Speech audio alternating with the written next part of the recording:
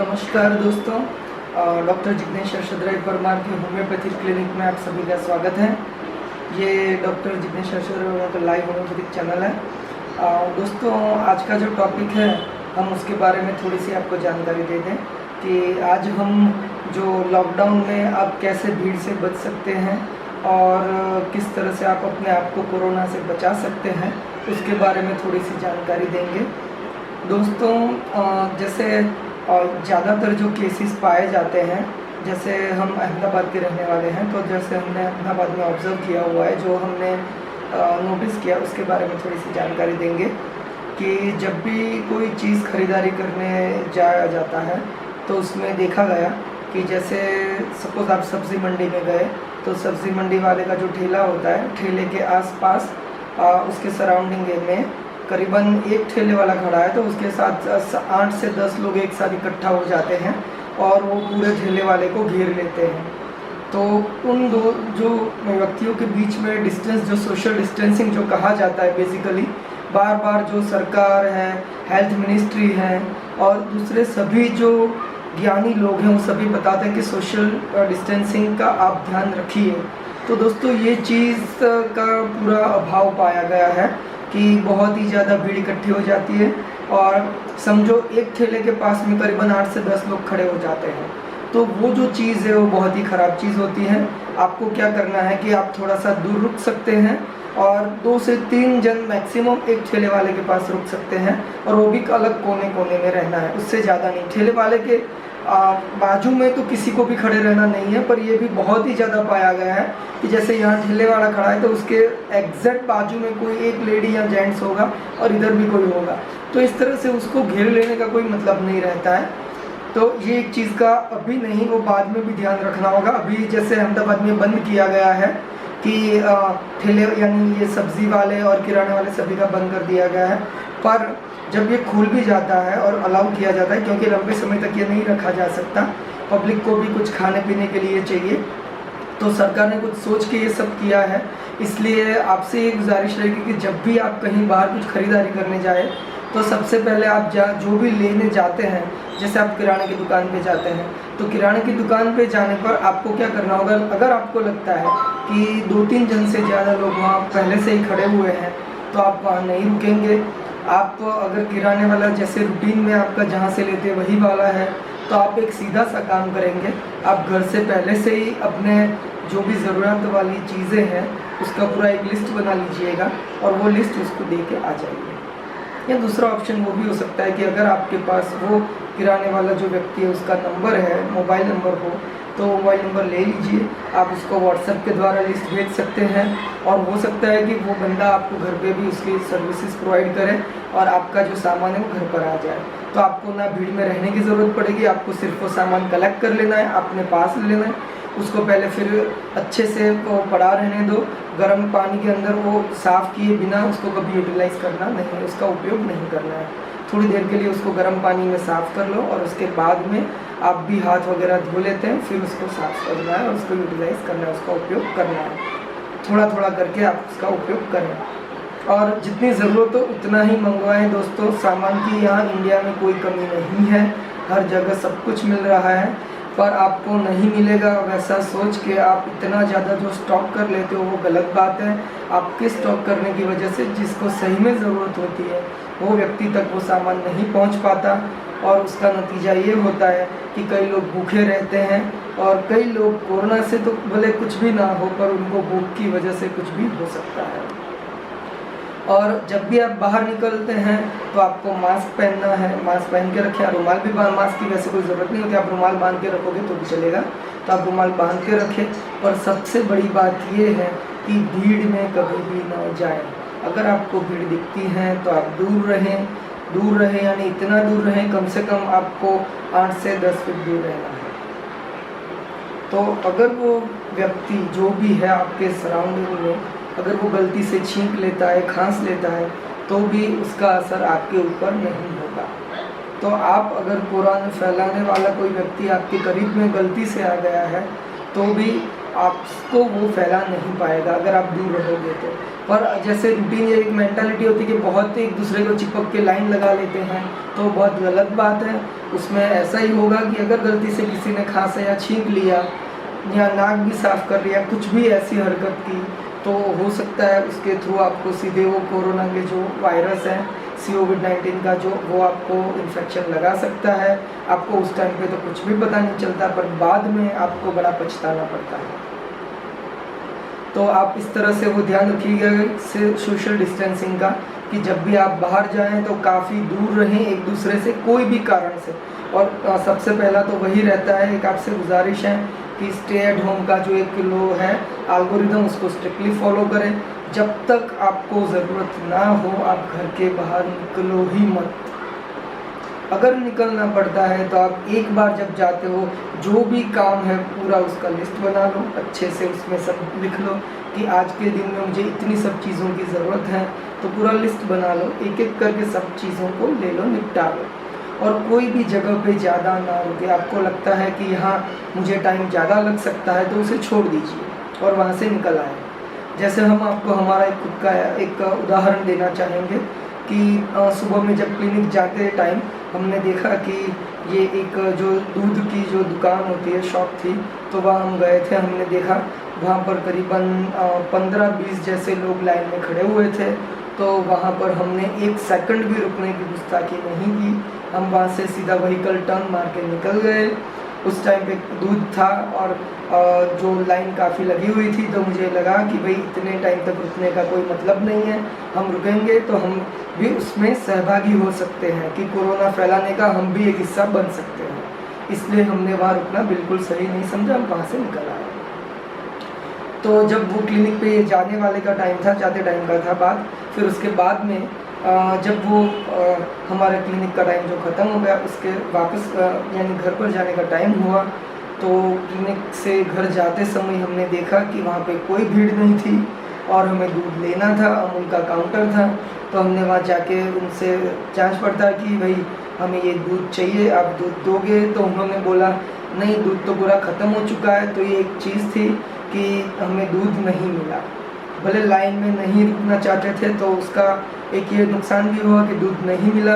और उसके बाद में हमने उनसे पूछा कि भाई अब दूध तो है नहीं, जो रूटीन वाला हम लेते थे अमूल का ताज़ा दूध, तो वो नहीं मिला। हमने उनसे पूछा कि अब क्या हो सकता है। उन्होंने बताया कि भाई एक टेट्रा पैक करके आता है, आप उसको ले सकते हैं। तो हमने फिर वही ले लिया। 1 लीटर वाला टेट्रा पैक आता है जिसकी वैलिडिटी 180 दिन होती है दोस्तों।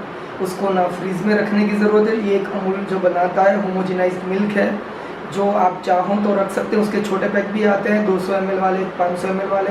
तो जो इस तरह की चीज़ आप ले सकते हो। उसके उपरांत ऐसा होता है मिल्क पाउडर भी आता है, तो उसको भी आप ले सकते हो। तो ये सब चीज़ें आप रख सकते हो और आपको बार बार जो जाना पड़ता है वो जाने की ज़रूरत नहीं रहेगी। आपने एक बार ये टेट्रा पैक ले लिया, 2 दिन तक वो चलता है। उसको खोल देने के बाद भी अगर आप फ्रीज में रखते हो तो 2 दिन चलता है। और अगर बाहर खुले में रखते हो तो उसकी जो पैकिंग डेट होती है उससे 180 दिन तक वो चलता है। तो आपका दूध का मामला सॉल्व हो गया। दूसरी बात आती है सब्ज़ी वाली कि सब्ज़ी का क्या किया जाए। तो सब्ज़ी के लिए भी सॉल्यूशन है दोस्तों कि बार बार आप सब्ज़ी लेने ना जाएं। एक बार आप चले गए, उसमें आप हफ्ता 15 दिन जितना भी लेना है उतनी सब्ज़ी आप ले लीजिए। उसके बाद अगर ख़त्म हो जाती है और जैसे लॉकडाउन में वो सब बंद रखा हुआ है, तो उसमें भी कोई टेंशन करने की ज़रूरत नहीं है। आप उसके बदले में दोस्तों दाल ले सकते हैं, दाल का उपयोग कर सकते हैं। तो और दूध तो हमेशा मिलता ही है। अगर दूध नहीं मिलता तो हमने जैसे बताया कि दूध का पाउडर भी मिल जाता है। तो हर चीज़ में आप ऑप्शन ढूंढिए।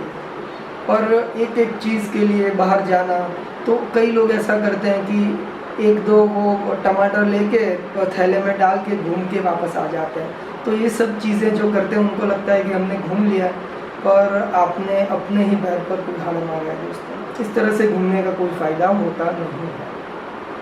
आपको भले संतोष होता हो और उससे ज़्यादा आपको कोई फ़ायदा नहीं है।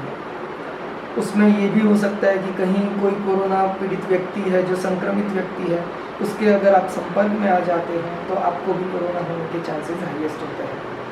क्योंकि आप बार बार निकलते हो। एक आध बार अगर काम से आप जाते हो, सबसे दूर रहते हो, तो आप बच के रहोगे।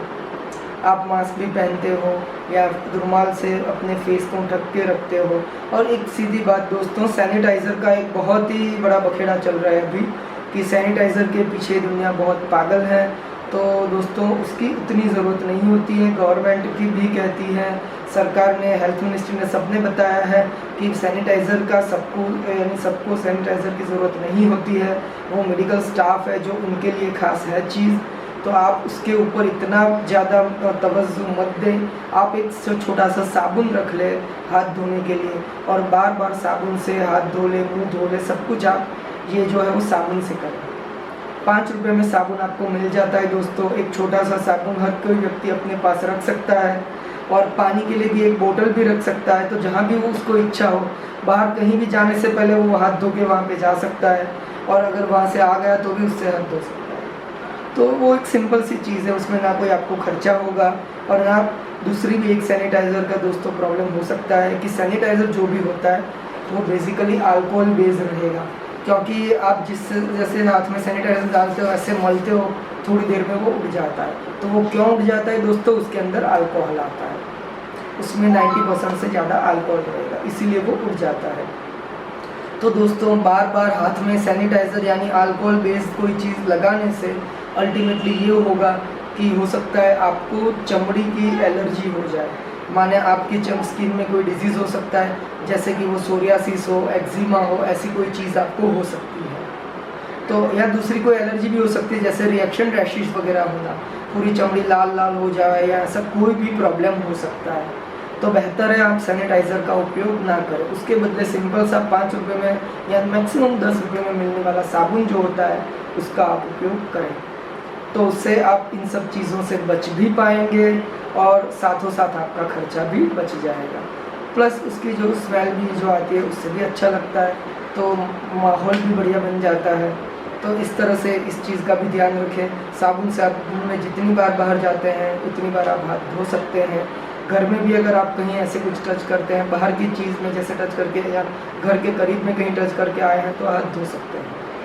उससे ज़्यादा आपको उतना टेंशन करने की ज़रूरत नहीं होती है दोस्तों। बस आपको संभल के रहना है, आपको सोशल डिस्टेंसिंग का एक ध्यान रखना है। दूसरा, आपको हो सके तब तक घर में ही रहना है, और बच्चे और बूढ़े लोगों को आप घर से बाहर बिल्कुल ही ना निकलने दें, क्योंकि दोस्तों ये जो एक बीमारी चल रही है उसमें ऐसा है कि जो भी व्यक्ति पीड़ित है तो वो जो है उसमें इम्यूनिटी यानी रोग प्रतिकारक शक्ति जो कहा जाता है, तो वो जो इम्यूनिटी जो है वो जिसकी कम होगी उस पर ये ज़्यादा हावी होगा। जिसकी इम्यूनिटी बहुत ही ज़्यादा होगी उसको शायद कोई लक्षण भी ना दिखाई दे। तो हर व्यक्ति पे इसका असर अलग अलग तरीके से होता है दोस्तों। इसलिए बेहतर रहेगा कि जिनकी इम्यूनिटी कम मानी जाती है, जो इसमें बच्चे और बूढ़े दोनों आते हैं, तो उन लोगों को आप घर से बाहर हो सके तब तक ना निकलने दें, ताकि वो बचे रहें, और वो बचे रहेंगे तो आप भी बचे रहेंगे, आप भी सुरक्षित रहेंगे। तो दोस्तों आपको अगर आपको अपनी फ़िक्र ना हो तो कोई बात नहीं, पर आप अपनों के लिए इतना ध्यान रखिए कि घर से बाहर हो सके तब तक ना निकलें, और आपको जो भी काम है वो एक साथ निपटाने का काम कीजिए। हो सके तो 2-1 दिन में एक आध बार जाके आपको दूध लाना हो तो दूध भी ला सकते हैं। बाद में बार बार वो दूध लेना, बार बार हर चीज़ लेना, वो सही नहीं होता है।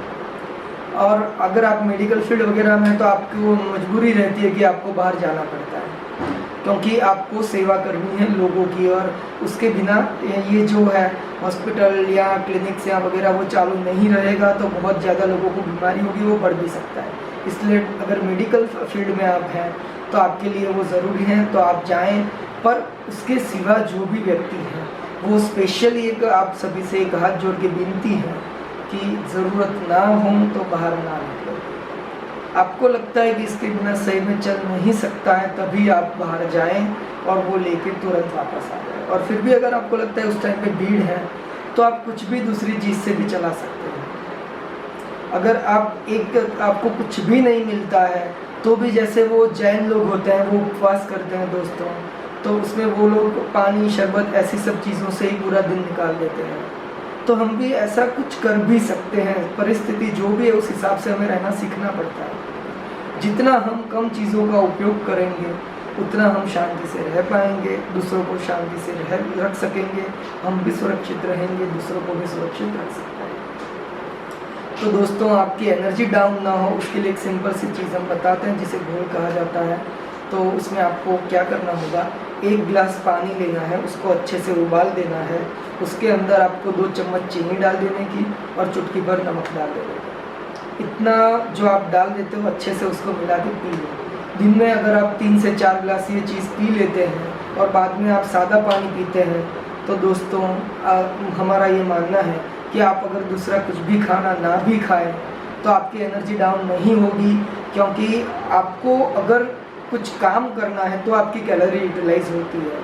पर आप बहुत ज़्यादा काम नहीं करते हो, आप घर में बैठे रहते हो तो आपकी कैलोरी यूटिलाइज नहीं होती है। तो उसके लिए आपको कुछ ज़्यादा खाने की ज़रूरत नहीं है, आपके बॉडी की उतनी रिक्वायरमेंट नहीं है।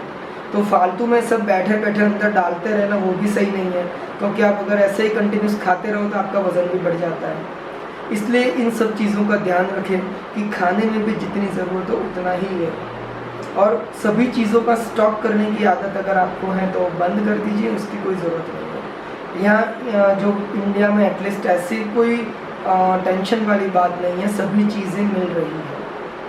बस वो लॉकडाउन इसीलिए रखा गया है कि पब्लिक इकट्ठा ना हो एक जगह पे, तो उसको आप समझिए। जब भी कुछ ऐसे दूसरे भी एक चीज़ हमें खास बतानी थी दोस्तों, कि हमने देखा है कि जब भी कोई जैसे गवर्नमेंट का कोई एक डिसीजन आता है कि भाई कल से ये बंद हो रहा है, तो इसमें इतना पैनिक करने की ज़रूरत नहीं होती है दोस्तों। आप एक दिन में मर जाने वाले नहीं हैं, आप रुक सकते हो, आप 2-3 दिन रुक जाइए, आपको कहीं ना कहीं से कुछ ना कुछ बंदोबस्त हो ही जाएगा। और किराने वाले हैं उनके साथ आप संपर्क में अगर हैं तो आपको घर पे भी पहुंचा सकता है। पर आप वहीं एक जगह पे सब इकट्ठा होकर भीड़ भाड़ जो करते हैं उसकी वजह से आप कोरोना को फैलाने में बहुत ही ज़्यादा हिस्सेदार बन जाते हैं। तो वो चीज़ आप बिल्कुल से मत कीजिए, आप अपने आप को संभालिए। आप अपने पड़ोस में हर व्यक्ति जो इसके आप संपर्क में है उसको बताएं कि भीड़ में कभी ना जाए। और अगर आपका मित्र भी है दोस्तों, तो मैं इस बात आपको कहना चाहूँगा कि मित्रता आपकी सही है, बहुत ही अच्छी है, आपका मित्र बहुत ही प्यारा है, हम मान लेते हैं वो। पर दोस्तों अगर आप उससे थोड़ा सा दूर रहेंगे तो आपका प्यार कम तो नहीं होने वाला है, और आपको ऐसा तो है नहीं कि उसको गले मिलने से ही प्यार बढ़ेगा। आप उसके साथ वीडियो कॉलिंग कर सकते हैं, अभी काफ़ी सारी जो ऑनलाइन फैसिलिटीज़ हैं उसका आप उपयोग कीजिए। तो वीडियो कॉलिंग के द्वारा आप उसको फेस टू फेस जितना आप अगर उसको चुनना भी चाहे तो चुन सकते हैं। इतनी हद तक ये सब हो सकता है, वो सोशल नेटवर्किंग के थ्रू हो सकता है। तो आप उसका उपयोग कीजिए, क्यों आप उसके संपर्क में जाना चाहते हैं, मत कीजिए, ऐसा गलत बात है। इससे सिर्फ आपको और उनको दोनों को नुकसान है। तो ये चीज़ का हमेशा ध्यान रखें। Social distancing first and foremost, stay home, घर के बाहर ना निकले, एकदम घर में ही रहें। एकदम ज़रूरत वाली चीज़ हो, आपको लगता है यार इसके बिना बिल्कुल ही नहीं चलेगा, तब जाएं, बाकी ना जाएं। और ज़्यादातर ये चीज़ खास ख्याल रखें, अगर आपको निकलना भी हुआ तो भीड़ में तो बिल्कुल ना जाएं, बिल्कुल नहीं, मीन्स बिल्कुल नहीं। अगर आपको लगता है 2-3 जन से ज़्यादा कहीं भी एक जगह पे लोग इकट्ठा हो चुके हैं तो आप वहाँ से बहुत ही दूर खड़े रहें, उनको जाने दें। बट आपके अभी तो लॉकडाउन है, आप कोई काम करने वाले हैं नहीं, तो फ्री टाइम आपके पास बहुत है। अगर वो 20 मिनट में भी वो लोग चले जाएंगे उसके बाद आप वहाँ जा सकते हैं। और कोई वहाँ अगर इकट्ठा होने लगते हैं दूसरे, तब उनको भी समझाएं, आप दूर रहें, वो व्यक्ति को भी इसके बारे में जानकारी देते रहें। हम सब मिलके अगर प्रयास करेंगे, किसी को कहीं भी इकट्ठा नहीं होने देंगे, तो सोशल डिस्टेंसिंग सबके दिमाग में बैठ जाएगा, हर कोई व्यक्ति उसको स्ट्रिक्टली फॉलो करेगा, तो उसका नतीजा ये आएगा कि कोरोना चुटकी में चला जाएगा। दोस्तों कोरोना हम पर तब हावी हो सकता है कि हम उसको साथ में लेके चलेंगे, हम उसको दूरी रखें, हम पब्लिक को दूर रखें, अपने आप से सबको दूर रखें। आपके शरीर से हर व्यक्ति दूर रहना चाहिए। आपके घर के जो मेंबर्स हैं उनकी बात अलग है, पर उसके सिवा दूसरे किसी भी व्यक्ति से दोस्ती करना हमारे हिसाब से वो सही नहीं होगा। वो दोस्ती रखिए पर वीडियो कॉन्फ्रेंसिंग वाली रखिए, मिलने वाली गले लगने वाली दोस्ती बेकार है, इस टाइम पे वो बेकार है। जब ये कोरोना ख़त्म हो जाता है, लॉकडाउन खुल जाता है, गवर्नमेंट की जो ऑफिशियल अथॉरिटी है वो आपको बोलती है, जैसे टेलीविज़न वगैरह मीडिया के द्वारा आपको बताया जाता है कि भाई कोरोना का कोई खतरा नहीं है, तब आपको जितना जिसको गले मिलना है आप मिल सकते हैं, या किसी के साथ घूमना है घूम सकते हैं, पर वो चीज़ें अभी बिल्कुल भी ना करें। इस चीज़ को अच्छे से समझ लें, ध्यान रखें, अपने दिमाग में बिठा लें और हर कोई व्यक्ति को ये समझाएं। तो दोस्तों, आशा करते हैं आज का वीडियो आपको बहुत ही पसंद आया होगा, आपको काफ़ी सारी अच्छी जानकारी मिली होगी, जिसके द्वारा आप अपने आप को तो कोरोना से बचा पाएंगे और दूसरे लोगों को भी आप सुरक्षित रख पाएंगे। तो बाद में मिलेंगे फिर इसी तरह की कोई नए वीडियो के साथ, तब तक के लिए